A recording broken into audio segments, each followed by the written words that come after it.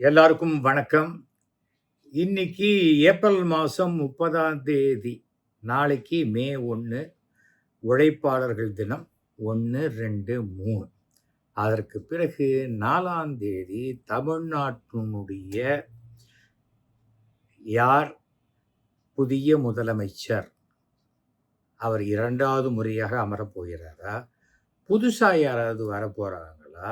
இல்ல யாருமே நெனச்சு பார்க்காத ஒருத்தர் வருவாரா? இதெல்லாம் கேள்விக்குறியாக பல பேர்கிட்ட ஓடிட்டுருக்கு. நான் வந்து ஒரு 2, 3 நாள் முன்னாடி வீடியோ போட்டதுலேருந்து எனக்கு எக்கச்சக்கமான ஃபோன் கால்ஸ். இது வழக்கத்தை விட ஒரு நாளைக்கு 200, 300 ஃபோன் கால் வரும். இந்த தடவ வந்து கிட்டத்தட்ட இதுவரைக்கும் ஒரு 5000 ஃபோன் கால். அது ராத்திரி 12 மணி, 1 மணிக்கெல்லாம் கூட வர ஆரம்பிச்சது. விடிய காத்தால 4 மணிக்கு. அப்புறம் தான் கொஞ்சம் சைலன்ட் மோட்ல போட்டேன். என்ன கூப்பிடுங்கன்னு தான் சொன்னேன் ஒழிய, எப்ப வேணா கூப்பிடுங்க, தூங்குறவன்லாம் எழுப்பி கூப்பிடுங்க அப்படின்லாம் நான் சொல்லவே இல்ல அப்படின்னேன். எதற்காக என்ன சொல்றேன்னா, சார் நம்ம வந்துருவோம்ல சார், டிஎம்கே வந்துரும்ல சார், அ ஸ்டாலின் சார் மறுபடியும் வந்துருவார்ல சார், அப்படி கேட்கிறவங்க தான் நெறைய பேர். ஏனென்றால் இந்த கருத்து கணிப்பு அப்படிங்கிற பேர்ல அதேபோல புஸ்தகங்கள் நான் இந்த வருஷம் இந்த வாரம் வந்து 110 பக்கம் போடப் போறேன். நீங்க ரூ. 5 எக்ஸ்ட்ரா குடுங்க. அந்த 100 பக்கத்திலேயே கிட்டத்தட்ட 80 பக்கம் வேட்பாளர்கிட்டயே பணம் வாங்கி 2, 2 பக்கம் அவங்கள பத்தியே புகழ்ந்து போடுற மாரியே போட்டு அந்த பணம் வேற சம்பாதிச்சுட்டாங்க.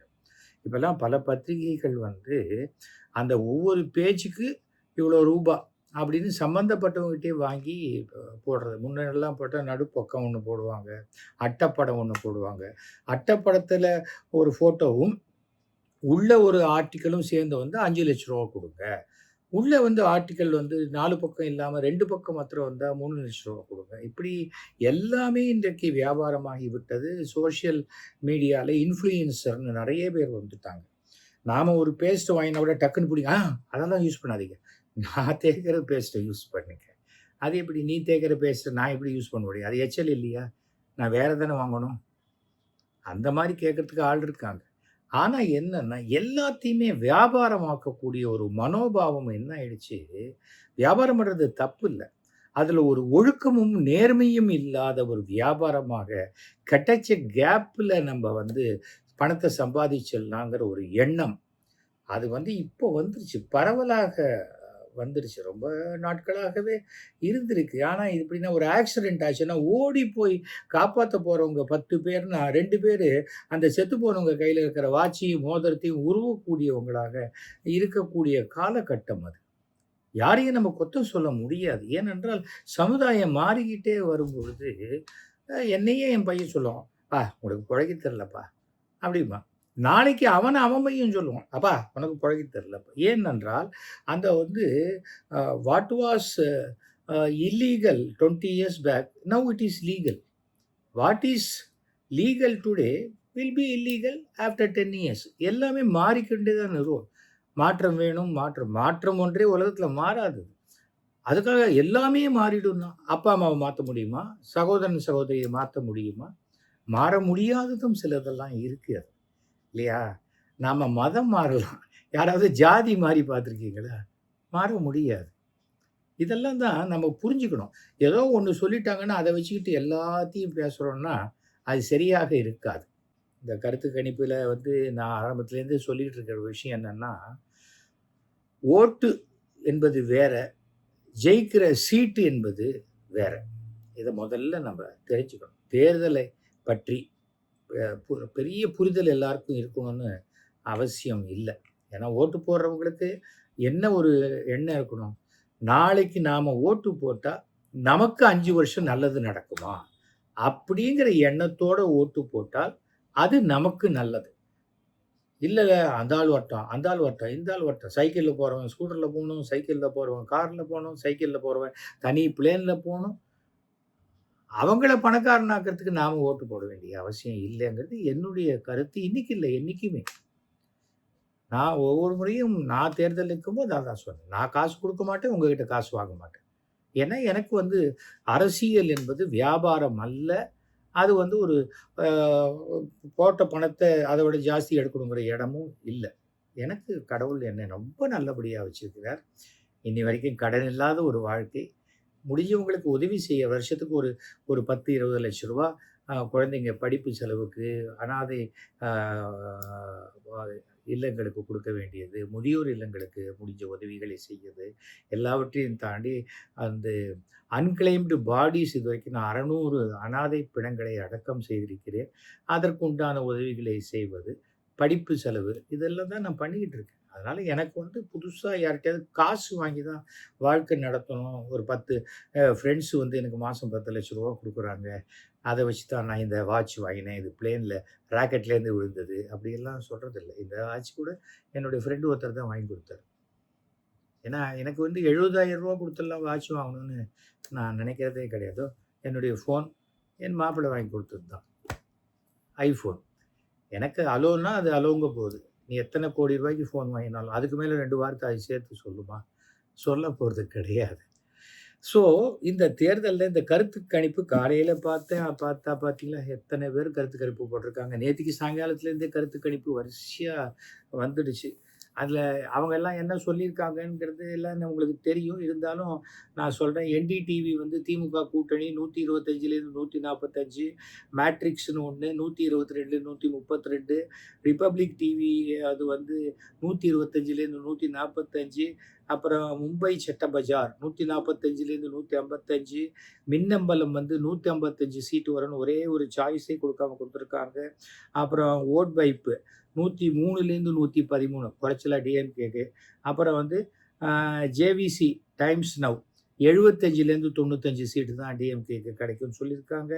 அப்புறம் சிஎன்என் நியூஸ் 103லேருந்து 113, India Today, Axis My India 92, 110. அதாவது 100லேருந்து 110 எல்லாமே குறைச்சலாக திமுக வரும் அப்படின்னு சொன்னது எல்லாமே அந்த வட இந்திய பத்திரிகைகளுக்கு வந்து பிஜேபி ஸ்பான்சர் பண்ணியிருக்கலாம். இந்த மாதிரி போடுங்க அப்படின்னு கூட சொல்லியிருக்கிறதுக்கு வாய்ப்பு இருக்கிறது. ஏன்னா எல்லாமே ஒரு பெய்டு ஏஜென்சி மாதிரி தான் இருக்குது. வெகு சிலர் மட்டும்தான் வந்து ஒரு நியாயமாக நம்ம கருத்து கணிப்பு பண்ணணும். நாளைக்கு நாம் வந்து சொல்கிற கருத்தும் கணிப்பும் சரியாக வரணும் அப்படின்னு. நான் கூட ஒவ்வொரு தேர்தலையும் நான் ஒரு லிஸ்ட்டு போட்டு வைப்பேன். அந்த லிஸ்ட்டு படி வருதுன்னா, ஓ! நம்ம கணிப்பு சரியாக இருக்கிறது அப்படிங்கிறது தான் என்னுடைய ஒரு ஒரு விஷயம். ஸோ, இதில வந்து நெறையா பார்த்துருக்கோம். அதில சாணக்கியா வந்து அவர் வந்து 145லேருந்து 160 சீட்டு குடுத்துருக்காரு அவரு டிஎம்கேக்கு. அப்புறம் வந்து ஆஸ் யூசுவல் என்டிடிவியும் சொல்லிட்டேன்னு நெனைக்கிறேன். 125லேருந்து 145. ஆனா இவங்க எல்லாருமே என்ன பண்ணியிருக்காங்கன்னா, டிஎம்கே, அடுத்தது ஏடிஎம்கே, அப்புறம் தான் தாவேகா, அப்புறம் மற்றவை. ஓகே. தாவேகாவை யாருமே டிஎம்கேக்கு அடுத்தது யாருமே போடல. இந்தியாவில இருக்கிற அத்தனை பேருமே. இந்த தாவேகால இருக்கிற அந்த இளைஞர்கள் கூட்டம் மட்டும்தான் எங்களுக்கும் டிஎம்கேக்கும் போட்டி அப்படின்னு சின்ன குழந்தைங்கலாம் சொல்கிறேன். நானும் தாத்தாவும் தான் சண்டை போடுவோம் அப்படிங்கிற மாதிரி தான் சொல்லிட்டு இருந்தாங்க. அதுக்கேற்ற மாதிரி குழந்தைங்க கிட்டேயே பேசினார் விஜய். அது இன்னும் சட்ட ரீதியான ஆக்ஷன்லாம் இன்னும் எடுக்க ஆரம்பிக்கலை.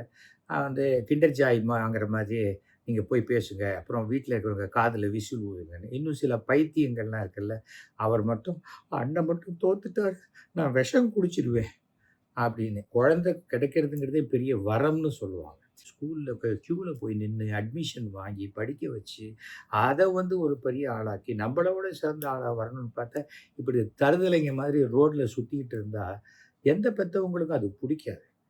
அதில் சில எக்ஸெப்ஷன் இருக்கும். என் பையன் செத்தா கூட என்னை விஜயை பார்க்க வச்சுட்டான், இன்னொரு பையன் கூட பெற்றுக்கலாம் அப்படின்னு சொல்கிற சில ஒரு வயசான அறிவில்லாதவர்கள் கூட இருக்காங்க. அவங்களுக்கு பாசம்னா என்னன்னு தெரியாதா? இல்லை குழந்தைன்னா எப்போ வேணால் பெற்றுக்கலான்னு நினைக்கிறாங்களா? அதெல்லாம் தெரியல. இந்த மாதிரி எல்லாம் இருக்கிறது எக்ஸெப்ஷன். அது வந்து சமுதாயமாயிடாது. சமுதாயத்தில் சில குப்பைகள் இருக்கிற மாதிரியான மனோபாவம். அதை நம்ம ஒன்றுமே சொல்ல முடியாது. ஏனென்றால் தமிழ் என்பதோ, தமிழ்நாடு என்பதோ கலாச்சாரத்துக்கு ரொம்ப முக்கியத்துவம் கொடுக்குற ஊர். தாய்மையை போற்றி புகழக்கூடிய ஊர் இது. நமக்கு அப்படிப்பட்டவங்க தான். ஏன்னா கண்ணதாசன் பாட்டெல்லாம் எடுத்து பார்த்தீங்கன்னா எத்தனை பாட்டு. அதெல்லாம் அப்பா அம்மா உறவு பற்றி இது எவ்வளோ இருக்கு. ஆனால் அதெல்லாத்தையும் தாண்டி சினிமா அப்படிங்கிற ஒரு மாயை இருக்குல்ல, அந்த மாயை தான் நமக்கெல்லாம் பெரிய பிரபலத்தன்மைய குடுத்துருக்குன்னு வச்சுக்கோங்க. ஏன்னா, நான் வந்து 5 அடி 7 அங்குலம் இருக்கேன். ஆனா, இதுவே நான் ஸ்க்ரீன்ல வரும்போது பார்த்தா, 60 அடி உசரம் 100 அடி அகலமாயிடுறேன். அப்போ இவ்ளோ பிரம்மாண்டமா? விஸ்வரூப தரிசனம். கடவுள பார்க்குற மாரி பார்க்கும்போது அப்படியே மனசுல பதியுது. அதனால தான் சினிமா நடிகர்களுக்கு இருக்கக்கூடிய மிகப்பெரிய அந்த வரவேற்பு தொலைக்காட்சி நடிகர்களுக்கு கிடையாது. ஏன்னா, அத சின்னதா பார்க்குறாங்க. அவ்வளோதான். இது வந்து இத நெஜம்னு நம்பக்கூடாது. அந்த நெஜம்னு நம்பும் பொழுது தான் மனக்கோளாறு. மனக்கோளாறா? இல்ல மூளைக்கோளாறா? அ அது எனக்கு சரியா தெரியல. ஏனென்றால் பள்ளிக்கூடத்தில நம்ம படிக்கும்போது, பாடத்த தவிர ஒழுக்கத்தையும் சேர்ந்து படிச்சிருந்தா, நமக்கு வாழ்க்கையில அப்பா, அம்மா தான் முக்கியம். ஒழுக்கம் தான் முக்கியம். அதுக்கப்புறம் தான் இந்த சினிமா, டிராமா இவங்க பின்னாடிலாம் நம்ம போகணும். அவங்கள மாதிரி ஆகணும். நான் நேதாஜி மாதிரி ஆறேன். காமராஜர் மாதிரி ஆகுறேன். காந்திஜி மாதிரி ஆகுறேன். அப்துல் கலாம் மாதிரி ஆகுறேன். அப்டின்னா, அது ஒரு நல்ல பெற்றோர்கள் நல்லபடியா வளர்த்துருக்காங்கன்னு அர்த்தம். இல்ல, இல்ல. அந்த 7 பேர வெட்டு போனான் பாத்தியா குடிகாரன். அவன மாதிரி நான் ஆகணும். அப்படின்னு ஒருத்தன் சொன்னான். அவன் என்ன தைரியம் 7 பேர வெட்டிட்டான் பாத்தியா? அப்படின்னு ஒருத்தன் சொன்னான்னா, அவனுக்கு எங்கேயோ அவன்கிட்ட குறை இருக்கு. அவனை சரியாக வளர்க்கப்படவில்லை. இல்ல இதுதான் சரியான வாழ்க்கை முறைன்னு அவனுக்கு சொல்லி தரல. அப்படிங்கிறது தான். ஏனென்றால், "நீ நாளைக்கு தப்பு பண்ணா ஜெயிலுக்கு போயிடுவ." அப்படின்னா, ஜெயில் வந்து நாம இறக்குற இடத்த விட இன்னும் வசதியா இருக்கும். அங்க 3 வேள சாப்பாடு போடுவாங்க. இன்னும் நெறைய டெக்னிக்லாம் கத்துக்கலாம். அப்படிங்கிற மாரி எண்ணத்துல இருந்தான்னா, அவன் தப்பு தான் ஆ செய்வான். அதுக்காக சொல்றேன். நான் தாவேகா தொண்டர்கள மட்டும் சொல்லல. பொதுவாவே இன்றைய இளைய தலைமுறைய சொல்றேன். இப்போ இது எல்லாத்துலயுமே சொன்னது பார்த்திருப்பீங்க. இப்போ நான் என்னுடைய கருத்து கணிப்புங்கிறது, நான் வந்து என்னுடைய அனுபவ ரீதியாக யார் யார் என்னென்ன அரசியல கன்டினியூஸா வாட்ச் பண்றோம், பேப்பர் படிக்கிறோம். அதனால அரசியல்ல வந்து இந்த அரசுக்கு எவ்வளவு ஆதரவு இருக்கிறது, எவ்வளவு எதிர்ப்பு இருக்கக்கூடிய வாய்ப்பு இருக்கு. ஏன்னா எதிர்க்கட்சிகள்ங்கிறது, "ஐயா இது குப்பை, ஒண்ணுமே இல்ல. ஐயய்யோ! அது கெட்டு போச்சு, இது கெட்டு போச்சு. சட்டம் ஒழுங்கே கிடையாது. பெண்களுக்கு பாதுகாப்பே கிடையாது." யார்கிட்ட பேசுறாங்க? 1000 பொண்கள வச்சுக்கிட்டு, 1000 தாய்மார்கள வச்சுக்கிட்டு, அவங்க கிட்ட பாதுகாப்பு இல்லன்னு பேசுறாங்க. அவங்க பாதுகாப்போட தானே வந்து உட்கார்ந்துருக்காங்க மீட்டிங்ல. அப்ப அது அவங்க என்ன வேற தேசத்துலருந்து வந்திருக்காங்களா? இல்ல வேற தேசத்துல மீட்டிங் போடுறீங்களா? இதே தமிழ்நாட்டுல தானே மீட்டிங் போடுறீங்க. எதையாவது வாய்க்கு வந்தத உளறிட வேண்டியது. பெண்களுக்கு பாதுகாப்பு இல்ல. இத தவிர எல்லாம் சரியா தான் இருக்கு. என்னத்த சரியா இருக்கு? பெண்களுக்கு எங்க எல்லா இடத்துலயும் பாதுகாப்பு இருக்கிறது. பாதுகாப்பே இல்லாத இடத்துக்கு போறதுக்கு முன்னாடி நாம கொஞ்சம் சில விஷயங்களை பெற்றோர்கள் யோசிக்கணும். பார்த்து போம்மா, ஜாக்கிரதையா போம்மா அப்படின்னு தான் சொல்லணும். நாம சொல்லணுமே ஒழிய, அவங்க எல்லாருக்கும் வந்து எல்லா விஷயமும் தெரியும் அப்படின்ட்டு அவ்வளோ அலட்சியமாக விட்டுற முடியாது. எத்தன பேர் பார்த்துருக்கீங்க பள்ளிக்கூடத்தில டூர் போறாங்கன்னா, ரயில்வே ஸ்டேஷன் வரைக்கும் வந்து கம்பார்ட்மெண்ட்ல உட்காத்தி வச்சுட்டு, "டீச்சர் கொஞ்சம் பார்த்துக்கங்க டீச்சர். அவளுக்கு ரொம்ப கொஞ்சம் கொஞ்சம் கூச்ச சுபாவம். நீங்க கொஞ்சம் பார்த்துக்கங்க டீச்சர்." எங்க? ஸ்கூல் டீச்சர்ல இல்ல. காலேஜுக்கு டூருக்கு போனாலும், காலேஜ்ல வந்து அந்த லெக்சரர் கிட்ட அந்த டூருக்கு அழைச்சுட்டு போற லெக்சரர்ட்ட சொல்லிட்டு போறவங்க இன்னைக்கும் இருக்காங்க. ஏனென்றால், பெத்தவங்களுக்கு தான் தெரியும் அந்த குழந்தையுடைய அருமை. அத நாம வந்து அவ்வளோ சுலபமா, இது கூட என்ன நீ என்ன நான் என்ன குழந்தையா? அப்படின்னா சரியான விஷயம் கிடையாது. இதெல்லாம் எதுக்காக நான் சொல்றேன்னா, இப்ப நான் என்னுடைய அனுபவத்தில அன்னியிலேருந்தே நான் சொல்லிட்டு இருக்கேன். வந்து திமுக ஃபுல் மெஜாரிட்டியோட இந்த முறை ஆட்சி அமைக்கும். அது எப்படி ஆட்சி அமைக்கும்னு சொன்னாக்க 130, 135, 140 சீட்டு வரைக்கும் கூட திமுக வந்து ஃபுல் மெஜாரிட்டியோட வந்துரும். அதற்கு பிறகு கூட்டணி கட்சிகளோட சேர்த்து 10, 15 வரலாம். அந்த 15, 10, 15ன்னா அது எவ்வளோ அப்படின்னு கேட்கலாம். அது என்ன பொறுத்தவரைக்கும் காங்கிரஸ்ல வந்து 8லேருந்து 10 சீட்டு வரலாம். ஆ அண்டு காங்கிரஸுக்கு அடுத்தபடியாக கம்யூனிஸ்ட் ஒரு 4 சீட்டு, 5 சீட்னாக்க 4 சீட்டு வரலாம். அப்புறம் அ விஜயகாந்த் முரசு சின்னம் அவங்க வந்து ஒரு 6 சீட்டு வரைக்கும் வரலாம். ஆ திருமாவளவன் விசிக வந்து ஒரு 4, 5 சீட்டு வரைக்கும் வரலாம். இதுதான். அதனால இது வந்து தேர்தலுக்கு பிறகு அரசியல் சூழ்நிலையே மாறும். அன்னைக்கு நாம ஏதாவது டிமாண்ட் வைக்கலான்னா, அது வைக்கக்கூடிய வாய்ப்புகள் எதையும் திரு ஸ்டாலின் அவர்கள் குடுக்காம, இந்த தடவ ஃபுல்லா ஜெயிச்சுருவாருங்கிறது என்னுடைய நம்பிக்கை. அப்படிதான் நடக்கணுங்கிறது என்னுடைய ஆசை. ஏனென்றால், என்றைக்கு எஸ்.வி. சேகர் என்னுடைய நண்பர்ன்னு அவர் சொன்னாரோ, அன்னியிலிருந்து என்னுடைய நண்பர் நன்றாக இருக்க வேண்டும் என்ற எண்ணம் எனக்கு உண்டு. அப்ப கூட நெறைய பேர் சொன்னாங்க, "ரூ. 200 வாங்கிட்ட, நீ வந்து ஊபி, அப்புறம் வந்து எப்படியும் மயிலாப்பூர் சீட்டு வாங்குறதுக்கு தான் கத்துறேன்லாம்" எவ்வளோ கூவினாங்க பாவம். அவங்க எவ்வளோ ரூபா வாங்கினாங்கன்னு எனக்கு தெரியாது. ஆனா, நான் மயிலாப்பூர் சீட்டு கேட்கல. அதனால எனக்கு கொடுக்கப்படவும் இல்ல. இப்ப தெரிஞ்சு போயிடும். நான் என்ன நெனச்சேன், என்னுடைய சமுதாயத்த வச்சு நான் முன்னுக்கு வர விரும்பப்படுறவனே இல்ல. என்னுடைய நட்பை வைத்து என்னுடைய சமுதாயத்துக்கு ஏதாவது நல்லது செய்யலாம். அந்த சமுதாயத்துக்கும் ஆ பிராமண சமுதாயத்துக்கும் திமுகவும் இருக்கிற கேப்ப பிரிட்ஜ் பண்ணி, அதை எப்படியாவது ஒரு 3,00,000 ஓட்டுக்கள் வாங்கி குடுக்க வேண்டும் என்ற எண்ணத்த தவிர, அதற்காக தான் நலிந்த அந்தணர் நல வாரியம் ஒண்ணு நீங்க ஆரம்பிங்கன்னு நான் முதலமைச்சர கேட்டிருக்கேன். அது இந்த ஆட்சி வந்த உடனே கண்டிப்பா செய்வார் என்ற நம்பிக்கை எனக்கு இருக்கிறது. ஆனா, இந்த சமயத்தில பார்த்தீங்கன்னா, மயிலாப்பூராக இருக்கட்டும், ஆ டி நகராக இருக்கட்டும், வேளச்சேரியாக இருக்கட்டும், ஆ இன்னும் சில இடங்களில் எதிர்ப்பு ஓட்டுகள் விழுவதற்கு உண்டான வாய்ப்புகள் ஜாஸ்தி. தவறவும் நம்ம 170 சீட்டுக்கு மேல திமுக நிக்க வச்சிருக்காங்க. 170 சீட்டும் ஜெயிக்கும்னு நான் சொல்லல. நான் கட்சிக்காரன் கிடையாது. நான் வெளியிலேருந்து பார்க்குறேன், க்ளோஸா பார்க்குறேன். பார்க்கறத வச்சு நான் சொல்லிட்டு இருக்கேன். அடுத்தது வந்து இதெல்லாம் ரேஞ்சு. இதுக்கு அடுத்தது வந்து வ எல்லாமே இரட்டை இலக்கத்தில 60, 70, 75 வரைக்கும் வரக்கூடியது அதிமுகவுக்கு. இதில கருத்து கணிப்பு பண்ணினவங்க ஒரு முக்கியமான ஒரு விஷயத்த எடுத்துக்கிட்டாங்களா, இல்லையான்னு எனக்கு தெரியல. ஆ திருமதி சசிகலா அவர்கள்,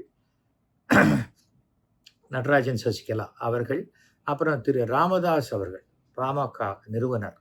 இவங்க 2 பேருமே சேர்ந்து ஒரு கட்சி ஆரம்பிச்சு, கிட்டத்தட்ட 60 வேட்பாளர் வரைக்கும் சவுத்துல நிறுத்தியிருக்காங்கன்னு நெனைக்கிறேன். இதுல வந்து அ அதிமுக ஜெயிக்க வேண்டிய 8 ஆ வ வேட்பாளரை கண்டிப்பா தோற்கடிச்சுருவாங்க. 8லேருந்து 10 வேட்பாளர்கள இவங்க தோற்கடிச்சுருவாங்க. ராமதாஸ் அவர்கள் பாமகல ஒரு கிட்டத்தட்ட 6 பேர் வரைக்கும் அவர் தோற்கடிச்சுருவார்ங்கிறது என்னுடைய கணிப்பு. ஓகே. அதனால இதுவே இது 8 14ம் திமுக தான் ஜெயிக்க உதவும். இது ஒரு கால்குலேஷன். இத வந்து யாரும் இந்த பெர்சன்டேஜ் எல்லாம் சொல்லல. இதெல்லாம் திமுகவுக்கு மிக லாபகரமான, அங்க வேற இடத்துல நடக்கக்கூடிய ஆ சகோதர யுத்தம். அந்த யுத்தத்தில வர பலன் திமுகவுக்கு தான் போகும். ஆரம்பத்தில இருந்தே ஆ நான் வந்து திமுக தான் என்னோட எதிரி. திமுக தான் தீய சக்தி அப்படின்னு சொன்ன தூய சக்தி. அவர் தூய சக்தி வெறும் ஆ தூய சக்தி ஒரு மதத்துக்கு மாத்திரம் இருந்துறக்கூடாதுன்னு தான் இந்து, முஸ்லீம், கிறிஸ்டியன் அப்படின்னு எல்லா மதத்திலயும் ஆ கோயிலுக்கு போய் சர்ச்சில் போய் முட்டி போடுறாரு. கோவில்ல சாஷ்டாங்க நமஸ்காரம் பண்றாரு. இப்போ இதுக்கு போயிருக்காரு. நம்ம ஷீரடி போயிருக்காரு. அத நான் குற்றம்னு சொல்லவே மாட்டேன். விஜய் போறாருன்னா, விஜய்க்கு கடவுள் நம்பிக்கை இருக்கு. ஏன்னா, விஜயும் நானும் கிட்டத்தட்ட கடகராசி தான் 2 பேரும். 2 பேருமே ஒரே சமயத்தில கற்கடகேஸ்வரர் கோவில்னு ஒரு கோயிலுக்கு கும்பகோணத்துக்கிட்ட போயிட்டு வந்திருக்கோம். அவங்க அப்பா சொல்லி இருந்தாரு. அவரு அப்பவும் நான் வந்து 1 மணி நேரம் கழிச்சு அவர் வந்தாரா, அவரு போய் 1 மணி நேரம் கழிச்சு நான் போனேனான்னு தெரியல. அவரு அந்த நம்பிக்கை உடையவர் தான். அதனால தவறும் வந்து இந்த சமயத்தில அவர் கோயிலுக்கு போறாரு, மசூதிக்கு போறாரு, இங்க போறாருன்னு சொல்றது சரியான வாதமாக இருக்காது. தவறும் வந்து இத்தன தூரம் கூவி சவால் விட்டுட்டோம் நாம. ஜெயிக்கலைன்னா மகா கேவலமாயிடும். இப்போ கடவுள் எப்பவுமே மனுஷனுக்கு எப்போ கடவுள் கோவிலுக்கு ரொம்ப ஜாஸ்தி போவான்னா, பிரச்சனை வரும்போது தான் போவான். அவனுக்கு எல்லாம் இருக்குங்கும்போது அவன் கடவுள் ஞாபகமே வராது. அங்க தட்டிக்கு ஒரு தடவ விழும்போது, "ஐயோ! அம்மா கடவுளே காப்பாத்து" அப்படின்னு தான் தோணும். அதனால அவரு போயிருக்கலாம். அவருக்கு தவறியது என்னங்க இப்ப கஷ்டமா? எங்கேயாவது கூட்டத்தில போய் நிக்க போறாரு. தனி பிளேனு இருக்கு. நெனைச்சா கையில காசு இருக்கு. போலாம். இப்ப கூட சமயத்துல சொன்னாங்க, மோடி ஒரு நாள் கூட லீவ் எடுக்கல. அவரு பிளேன்ல பறந்து போய் ஜாலியா ஃபாரினுக்கெல்லாம் போறாரு. அது என்ன கஷ்டப்பட்டுட்டா போறாரு? ஆ? எல்லாம் 22,000 கோடி ரூபாய், 2,200 கோடி ரூபாயோ என்னமோ ஃப்ளைட்டுங்கிறாங்க. அந்த ஃப்ளைட்ல சந்தோஷமா தானே போறாரு. அதெல்லாம் ஹாலிடேஸ் மாதிரி தானே அவருக்கு. எத்தனை வெளிநாட்டு பயணங்கள், சுற்றுப்பயணம் தானே அது. ஆ இங்க போனா கூட குழந்தைங்களோட ஃபுட்பால் விளையாடுறாரு. அந்த குழந்தைங்கள லேசா அங்க போட்டு கோல் போட்டோனே குழந்தைங்க அங்க அது விடுற மாரி விட்டு, "ஹை தாத்தா" அப்படின்னு கை தட்டுது. அவரு சந்தோஷமா தான் இருக்காரு. அவர் ஒண்ணும் அப்படியே 24 மணி நேரமும் வேலை செஞ்சு அப்படியே ஓடா போயிட்டாருங்கிறதெல்லாம், அது கட்சிக்காரங்களுடைய ஒரு ஓவரான பில்டப் அவ்வளோதான். இதெல்லாம் எதுக்காக நான் சொல்லிட்டு இருக்கேன்னா, இந்த மாரியான சூழ்நிலை வரும்பொழுது, தாவேகாவ பத்தி நான் இப்போ சொல்லணும். தாவேகாவ வந்து இதுவரைக்கும் பார்த்தீங்கன்னா, என்டிடிவி வந்து 18லேருந்து 24 சீட் சொல்லியிருக்கு. சாணக்கியா 13லேருந்து 18. சாணக்கியா அவரே சொன்னார், 10 சீட்டுக்கு மேல வாங்கிடுச்சுன்னா நான் அரசியல விட்டு விலகிடுறேன். அரசியலே பேச மாட்டேன்னு சொன்ன மாரி நான் படிச்சேன், பாண்டே. அப்புறம் வந்து மேட்ரிஸ் 10லேருந்து 12, பப்ளிக் அதாவது ரிப்பப்ளிக் டிவியான்னு தெரியல 16லேருந்து 26. யாரோ ஒருத்தர் தான் நம்பவே முடியாதபடி சொன்னது வந்து இந்தியா டுடே 98லேருந்து 120 சீட்டு வந்துரும். ஆட்சி அமைச்சிருவார்ன்னு இருக்காரு. இத வந்து விஜயே நம்ப மாட்டார். அந்த அளவுக்கு அதாவது more loyal than the queen and king அப்படிம்பாங்க.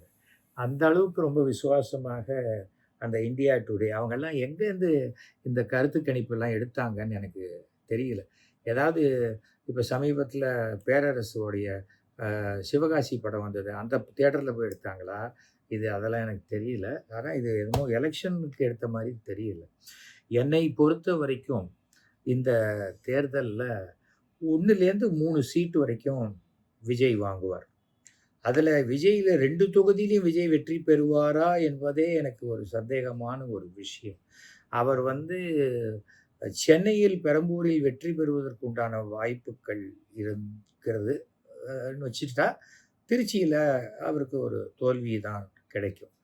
மொத்தம் ஒரு 3 சீட்டு வரைக்கும் வரத்துக்கு உண்டான வாய்ப்பு. ஏன்னா, திருநெல்வேலியில கூட அவர் கட்சியை சேர்ந்தவர்கள் யாரோ ஒரு ஒரு ஒரு ஒரு ஓட்டுக்கு ரூ. 2,500 வரைக்கும் பணம் குடுத்ததா நான் இந்த தேர்தல் சமயத்தில வரக்கூடிய வார சஞ்சிகைகள்ல படிச்சேன். அதனால தான் இத நான் சொல்றேன். இந்த சமயத்தில எனக்கு வந்து கருத்து கணிப்புல வந்து பாலாஜி ஹசன் அப்படின்னு ஒரு ஒரு சின்ன வயசு ஜோதிடர்.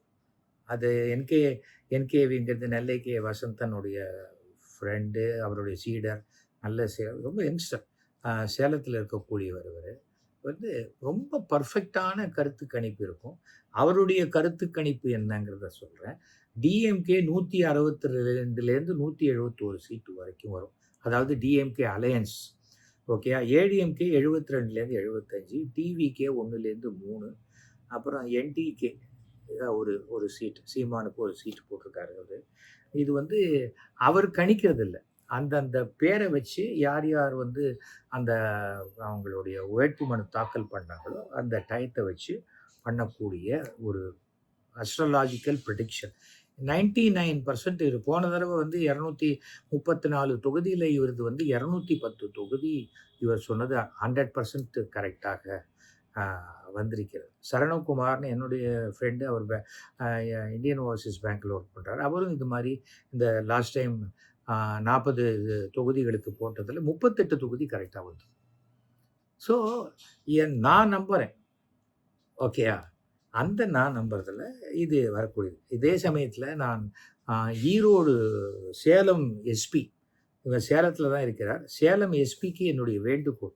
இவருக்கு நேத்திக்கு போட்டதுலேருந்து இவருக்கு ஏகப்பட்ட மிரட்டல்கள் வருது. உன்ன கொலை பண்ணிடுவேன், தொலைச்சு கட்டிடுவேன், வீட்ல இருக்கிறவங்கள தூக்கிடுவேன், யாருக்கு எதிரா போடுற? என்னது 3 சீட்டு போடுகிற அண்ணனுக்கு, அண்ணன பத்தி தெரியுமா உனக்கு? அந்த அளவுக்கெல்லாம் இந்த டிவிக்கே மிரட்டுறாங்கன்னு சொல்றார். நான் சொன்னேன், "ஒரு லெட்டர் ஒண்ணு எழுதி குடுங்க. எனக்கு பாதுகாப்பு வேணும்னு" சொல்லி நான் அந்த பாலாஜி ஹாசன் சார்பாக முதலமைச்சருக்கும் இந்த வேண்டுகோள விடுறேன். முதலமைச்சர் இந்த முதலமைச்சர் தான் நம்ம பதவி ஏற்கும் வரைக்கும் முதலமைச்சர். காபந்து முதலமைச்சர். அதுக்கு பிறகு மறுபடியும் பதவி ஏற்கும்போது, என்னுடைய அருமை நண்பர் திரு மு.க. ஸ்டாலின் தான் தமிழ்நாட்டுக்கு முதலமைச்சர். அதனால அவருக்கும் இந்த வேண்டுகோள விடுறேன். இவருக்கு உண்டான பாதுகாப்பை நாம குடுக்கணும். கருத்து கணிப்பு தானே பண்றாங்க. அந்த கருத்து திணிப்பு ஒண்ணும் இல்லையே. காசு வாங்கிட்டுலாம் இவர் பண்றது கிடையாது. அந்த மாதிரி இருக்கும்பொழுது, இவரு நியாயமான விஷயத்த 10 பேர் 10 சொல்றாங்க. இவர் ஒண்ணு சொல்றார். அது எப்படி நீ சொல்லலாம்? உன்ன கொலை பண்ணிடுவேன்னு சொல்றதெல்லாம் பொறுக்கித்தனத்தோட உச்சக்கட்டம். இந்த வேலையெல்லாம் 4ஆம் தேதிக்கு பிறகு அடக்கப்படும். புரியுதா? மகாத்மா காந்தி மாதிரி ஸ்டாலின் என்னைக்குமே இருப்பாரு. அப்படிலாம் நினைக்கக்கூடாது. அவரே இது நம்ம சும்மா அப்படி லெஃப்ட் ஹேண்ட்ல டீல் பண்ணி தட்டி விட்டு போயிட்டே இருக்காரு. ஆனால் சட்டம் ஒழுங்கு சரியில்ல, பாதுகாப்பு சரியில்லன்றீங்கல்ல, எல்லாம் சரி பண்ணி எல்லார் கொட்டத்தையும் அவர் அடக்கிடுவார். அதுதான் நான் சொல்லிக்க ஆசைப்படுறேன். அதுக்கு மேலே இதில் பெருசாக ஒன்றுமில்லை. ஸோ இந்த எனக்கு திமுகவுக்கு ஓட்டளித்த, திமுகவினால் அ பெனிஃபிட் அடைந்த எத்தனையோ கோடிக்கணக்கான மக்களுடைய வாக்கு இருக்கு. எல்லாரும் ஓடி வந்து நான் இவங்களுக்கு தான் போட்டேன், இவங்களுக்கு தான் போட்டேன்லாம் சொல்ல மாட்டாங்க எக்ஸிட் போல். அதெல்லாம் தெரிஞ்சுக்காங்க. அவங்க மைக்கை பார்த்து பேசுகிறவங்க நிறைய பேர். சன் டிவி வந்து கேட்டாக்க அப்படின்ட்டு போவாங்க. அதே ஜெயா டிவி கேட்டால் அப்படின்ட்டு போவாங்க. அது மாதிரி எல்லாத்துக்கும் ஒவ்வொரு டிவிக்கும் அவங்களுக்கு தெரியும் யாருக்கு எந்த சிம்பிள் காட்டுறதுன்னு. ஜனங்க ரொம்ப புத்திசாலிங்க. அதனால் எல்லா சமயமும் எல்லா கருத்து கணிப்பும் அப்படியே நடந்துடும். யாரும் பயப்பட வேண்டிய அவசியமே கிடையாது. தவறும் மாண்புமிகு தமிழக முதல்வர் என்னுடைய அருமை நண்பர் ஸ்டாலின் அவர்கள் ரொம்ப கம்ஃபர்டபுளாக சந்தோஷமாக இருக்கிறார். ஏனென்றால் அவர் உழைச்சிருக்கார். அவர் என்றைக்குமே சொல்லுவார், உழைப்பு உழைப்பு உழைப்பு. அந்த உழைப்பு உழைச்சிருக்கார், நேர்மையாக உழைச்சிருக்கிறார். அது 100% இல்லாட்டாலும் 90-95% இருக்கு. அது போதும். அந்த வெற்றி, அந்த என்னென்ன குறைகள் இருக்கிறதோ அனைத்தும் வரக்கூடிய ஆட்சியில் அது சரி செய்யப்படும். இதை விட மகத்தான வெற்றியை பெறக்கூடிய அளவுக்கு தான் இந்த ஆட்சி அமையுங்கிற நம்பிக்கை எனக்கு இருக்கிறது. ஸோ யாராவது என்கிட்ட ஃபோன் பண்ணி பேசணும் அப்படின்னா 9841023545. அதே போல் இந்த டிவிக்கு யாராவது என்ன மிரட்டணும் அப்படின்னு சொல்லி நேராக வீட்டுக்கு வந்துடாதீங்க. எனக்கு ஏற்கனவே துப்பாக்கி ஏந்திய போலீஸ் தான் பாதுகாப்புக்கு கொடுத்துருக்காங்க. அதனால் ஃபோனில் நீங்கள் பேசுங்க. பேசினோடனே நான் கட் பண்ணிவிடுவேன், ஒன்றும் பிரச்சனை இல்லை. அதே சமயம் இந்த தாவேகா இருக்கிறவங்களுக்கு அந்த அண்ணா நீங்கள் தான் நமக்கு அமைச்சர் அப்படின்லாம் நீங்கள் மாத்திரம் இல்லைன்னா நான் விஷம் குடிச்சிட வேண்டாம் அப்படின்லாம் பேசினாங்க இல்லையா, அவங்களெல்லாம் அந்த பெற்றோருக்கு கொஞ்சம் ஜாக்கிரதையாக பார்த்துக்காங்க. ஏன்னா நான் கூட சொல்லுவேன், படிப்பெல்லாம் முக்கியம்தான். ஆனால் ஒரு வேளை ஃபெயில் ஆகிட்டா கவலைப்படாதம்மா, அப்புறம் பார்த்துக்கலாம், அடுத்த வருஷம் எழுதிக்கலாம் விடு. படிப்பு தான் வாழ்க்கையா, அதெல்லாம் ஒன்றும் இல்லை, பார்த்துக்கலாம் அப்படின்னு தான் நான் சொல்லி என் குழந்தைகளை வளர்த்தேன். புரியுதா? படிப்பில் நீ மாத்திரம் பாஸ் பண்ண அந்த மாதிரி நான் வளர்க்கவே இல்லை. என்னையும் எங்கள் அப்பா அப்படி தான் வளர்த்தார். அதனால தான் நான் இன்னைக்கு நல்லா இருக்கேன். அதனால குழந்தைங்க உயிர் ரொம்ப முக்கியம். அச்சு பிச்சு நம்ம வீட்டில் இந்த கரிசனாயில் அது இது அப்புறம் என்ன சொல்கிறது, இந்த ஃபினாயில் எல்லாத்தையும் எடுத்து ஓரம் வாங்கி எதையாவது எடுத்து அவசரத்தில் குடிச்சு வச்சுட்டு, ஏனென்றால் உயிர் போச்சுன்னா வராது, திருப்பியே கொடுக்க முடியாது. விஜயே தோத்துட்டா கூட அடுத்த தடவை நின்று ஜெயிக்கிறதுக்கு உண்டான முயற்சிகளை செய்யலாம். அதுக்குண்டான உழைக்கணும். உழைக்கணுங்கிறது எப்படிங்கிறது அவர் மு.க. ஸ்டாலின் அவர்களை பார்த்து கற்றுக்கட்டும். ஓகேயா?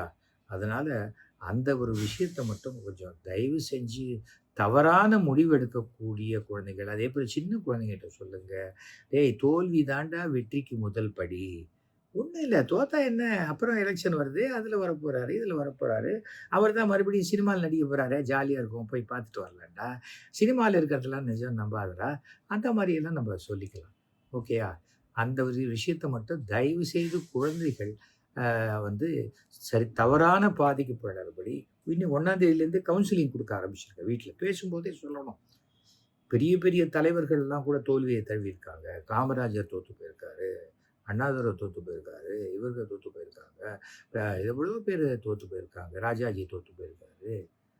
எவ்வளோ பெரிய பெரிய பெரிய ஆட்கள்லாம் கூட தேர்தலில் தோற்றுருக்காங்க. அந்த மாதிரி தோற்று போனால் கூட மறுபடியும் ஜெயிச்சு பெரிய இடத்துக்கு வர முடியும். அது பார்த்துக்கப்பா, அதான் முக்கியம். அரசியல் மட்டுமே வாழ்க்கை இல்லை, நம்ம வாழ்க்கையை பார்க்கணும். முதல்ல நீ உருப்படுற மாதிரி பாரு, அப்புறம் அடுத்தவங்க வாழ்க்கையை பற்றி நீ பார்க்கலாம் அப்படின்லாம் சொல்லலாம். ஓகேயா? விஜய் எதையும் விட்டுட்டு வரல. அவருடைய 600 கோடி ரூபாயும் அவர்கிட்ட தான் இருக்குது. ஓகேயா? அதனால் விஜய் எதையும் விட்டு வரல. இன்றைக்கும் தனி பிளேனில் தான் போயிட்டு வந்துட்டுருக்கார். நீங்கள் ஆட்டோ பிடிச்சி போகிற மாதிரி அவர் சொந்த தனி பிளேனில் தான் போயிட்டு இருக்கார். அதனால் சும்மா நடிப்பெல்லாம் நிஜம்னு நம்பிடாதீங்க. ஓகேயா? அவர் யாரோ எழுதி கொடுத்தத அப்படியே வாக்கில் அப்படியே ரத்தம் வர மாதிரி பேசிட்டு போயிட்டார். அது ஒரு நடிப்பு அவருக்கு, அவ்வளோ. ஸோ மறுபடியும் ஷூட்டிங் போயிடுவார். அது வேறு மாதிரி நடிப்பார். அது ஓடுமா ஓடாதாங்கிறது அது அடுத்த கதை. ஏனென்றால் இவ்வளோ வீரமாக பேசிட்டு அங்கே ஊற்றிக்கிச்சுனாக்க அப்புறம் படம் அதுக்கு எப்படி போகும்னு தெரியாது. ஆனால் அரசியல் என்னங்கிறத விஜய் தெரிந்து கொள்ளக்கூடிய நேரம் வந்துவிட்டது. இதே சமயத்தில் நான் வந்து எடப்பாடி அவர்களை பற்றி ஒன்றுமே பேச மாட்டேன். ஏனென்றால் அவர் ஒரு அரசியல்வாதி. அவர் நாளைக்கு திமுக ஜெயிச்சா திமுகவுக்கு என்னுடைய மனமார்ந்த வாழ்த்துக்கள், மக்களுடைய தீர்ப்பை நான் ஏற்றுக்கொள்கிறேன்ட்டு அவர் பாட்டுக்கு எதிர்க்கட்சி தலைவராகி அவர் வேலையை பார்க்க போடுவார். இது மாதிரிலாம் அச்சிபிஷன்லாம் எதுவும் பண்ண மாட்டாங்க. அதுக்காக நான் சொல்கிறேன். ஓகேயா? யாராவது என்கிட்ட ஃபோன் பண்ணணுன்னா நான் சொன்னேன்ல 9841023545 கூப்பிடுங்க. என்ன வெற்றி பெறப்போகும் 7வது முறையாக ஆட்சி அமைக்கப் போகும் திமுக ஆட்சிக்கும் 2வது முறையாக முதலமைச்சராக அமரப்போகும் என்னுடைய அருமை நண்பர் திரு மு.க. ஸ்டாலின் அவர்களுக்கும் 2வது முறையாக துணை முதல்வராக அமரப்போகும் என்னுடைய அருமை சகோதரர் திரு உதயநிதி ஸ்டாலின் அவர்களுக்கும் மற்றும் அனைவருக்கும் என்னுடைய மனமார்ந்த வாழ்த்துக்களை தெரிவித்துக் கொள்கிறேன். என்றைக்குமே சொல்கிறேன், east or west our India is best, north or south our Tamil Nadu is the best. மறந்துடாதீங்க. வணக்கம்.